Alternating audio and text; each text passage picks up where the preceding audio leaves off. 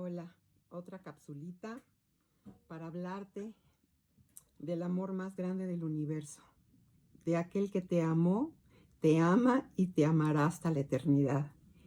Y estaba pensando en la palabra de Dios y en el momento que David se enfrenta a Goliat, cómo nosotros enfrentamos gigantes en nuestra vida todo el tiempo. Y nos sirve mucho meditar en estas historias que la Biblia nos da, que son para nuestro aliento y para que aprendamos y para que se encienda la luz en nosotros, para abrir esos ojos y esos oídos espirituales. Y cuando David enfrenta a Goliat, es un niño, es un adolescente, va seguramente en su tuniquita de pastorcito, sin ningún arma más que su onda con la que lanzaba piedras, con la que defendía a sus ovejas, con la que había matado leones, osos y leones. Y entonces él llega a llevar el lunch a sus hermanos y se da cuenta que hay este gigante hablando y burlándose de los ejércitos de Israel. Y los ejércitos de Israel están muertos de miedo y escondidos. Y creo que así estamos muchas veces, metidos atrás de una roca, atrás de los árboles, atrás, escondiéndonos del gigante, del problema, y el problema se ríe de nosotros y nos dice: esto es demasiado para ti, no puedes con esto.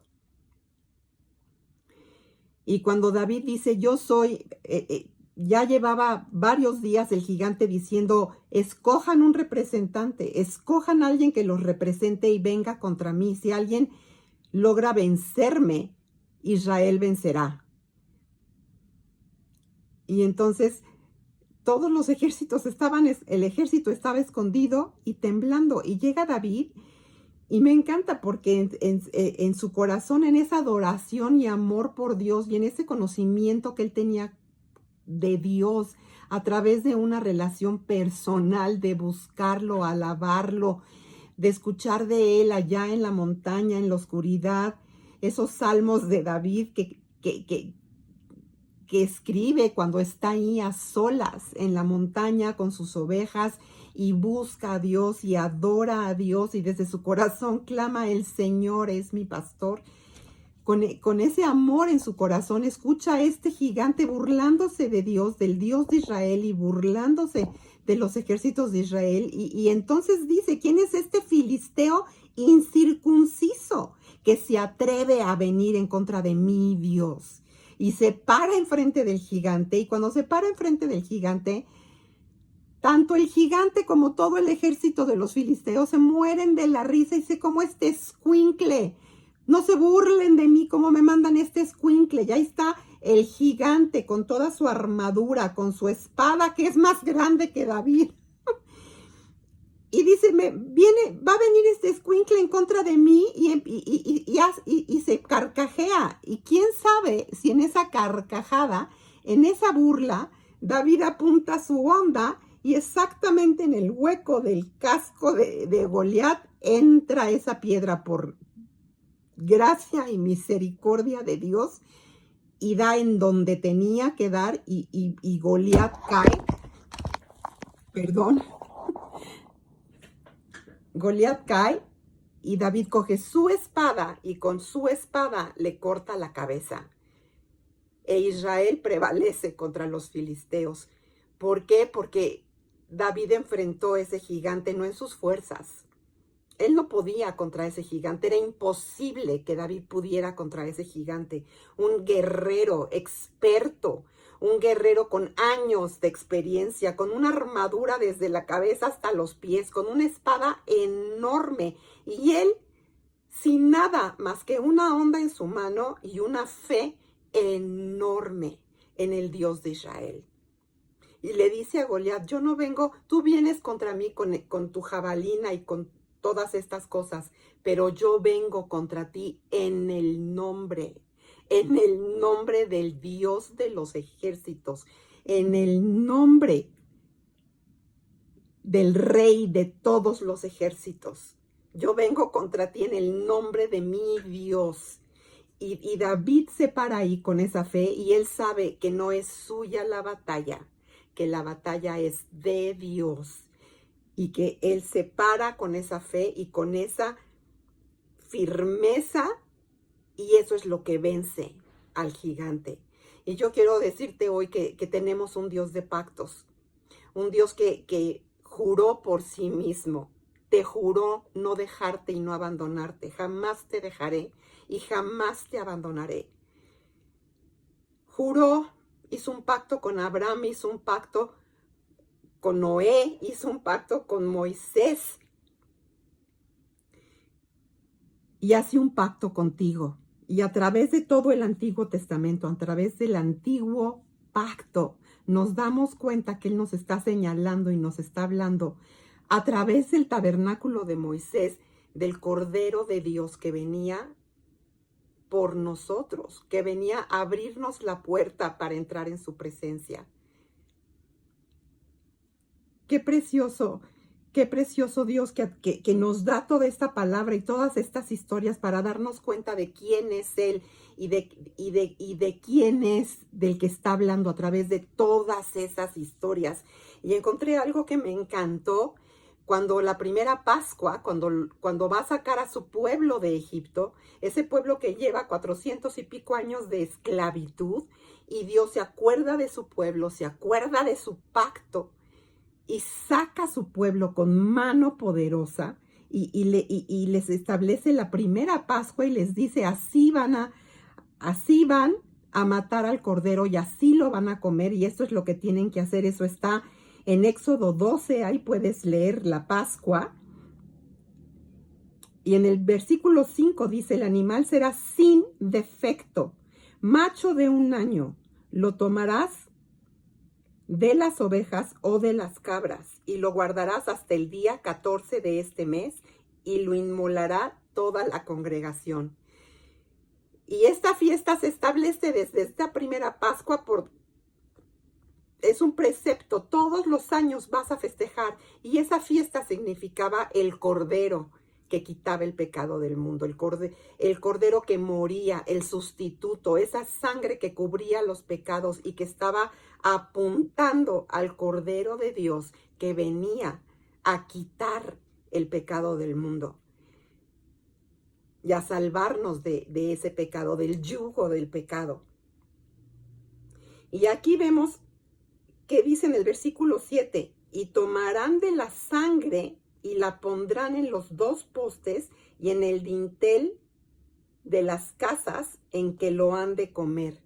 Y en otras traducciones en inglés dice, en una traducción en inglés dice hyssop o algo como un hisopo, es como una planta de hisopo. Y con esa planta tenían que golpear los dinteles de la puerta y la parte de arriba de la puerta con la sangre del cordero inmolado en esa Pascua. Y después en el versículo 13 dice, y la sangre os será por señal en las casas donde vosotros estéis, y veré la sangre y pasaré de vosotros, y no habrá en vosotros plaga de mortandad cuando hiera la tierra de Egipto. Y con ese hisopo y que marca esa sangre en los dinteles de las puertas, esa fue la protección de su pueblo. Esa sangre los cubrió, los guardó para que pudieran salir con esa mano poderosa del Dios Todopoderoso. Y después vemos en el nuevo pacto a través de Jesucristo, cuando Él está en la cruz, cuando Él pone su vida, el Padre entregando a su Hijo, el Hijo poniendo su vida en el altar por el poder del Espíritu Santo. Y vemos a Jesús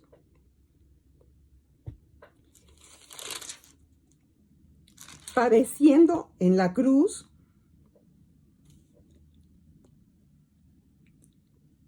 y cuando le dan el hisopo con el vinagre, perdón, lo perdí ahorita,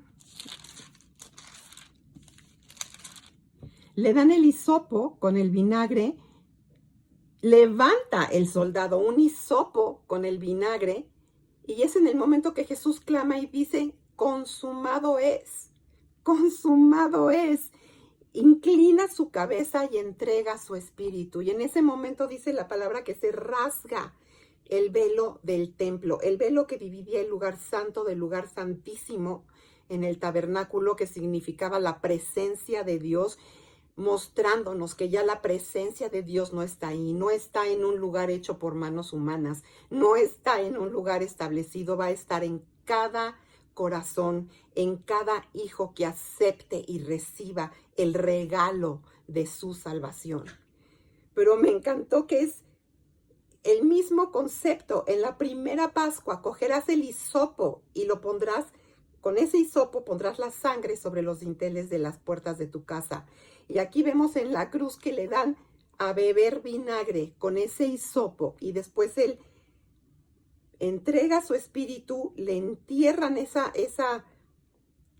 espada o esa daga por su costado que lo hace derramar hasta la última gota de su sangre, la sangre del nuevo pacto, el pacto que Dios firma contigo con la sangre de su propio Hijo.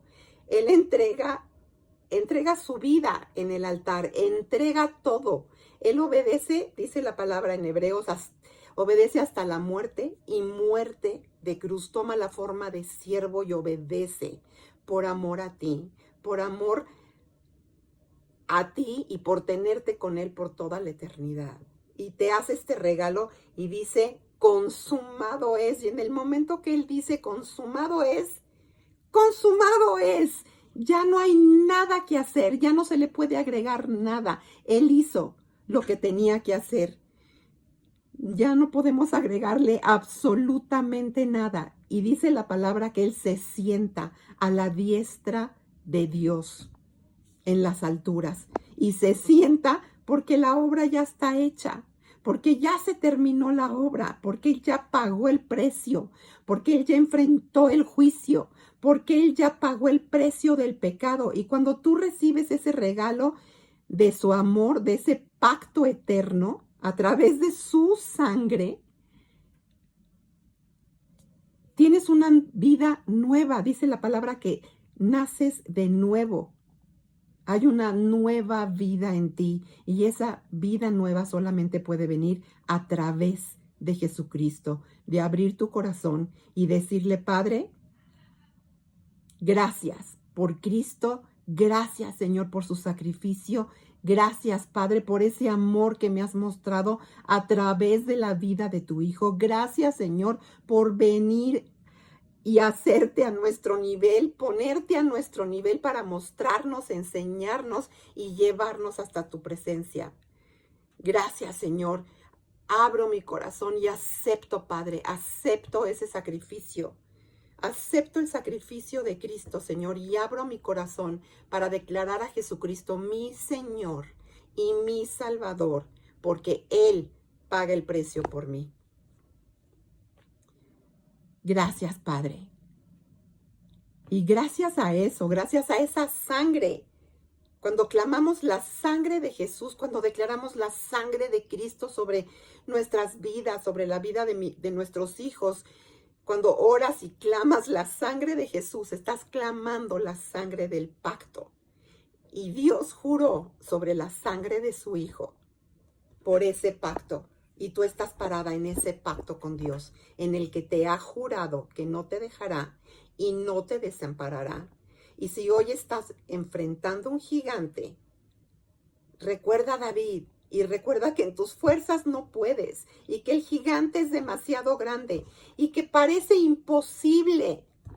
Pero para Dios, para tu Dios, nada es imposible. Pon tu fe en Él, pon tu mirada en Él, pon todas las cosas en Él. Y Él hará, descansa en Él y Él hará. Gracias, Padre. Gracias, Señor, por tu amor, por tus brazos extendidos hacia nosotros, Señor, por tu abrazo eterno, Padre, por la sangre de Cristo, Señor, que declaramos sobre nuestras vidas. Gracias, Padre, por el sacrificio de tu Hijo. Gracias, Señor, porque derramó hasta la última gota de su sangre para pagar el precio por mi vida. Gracias, Señor, por amarnos de tal manera. Gracias, Padre. Que Dios los bendiga.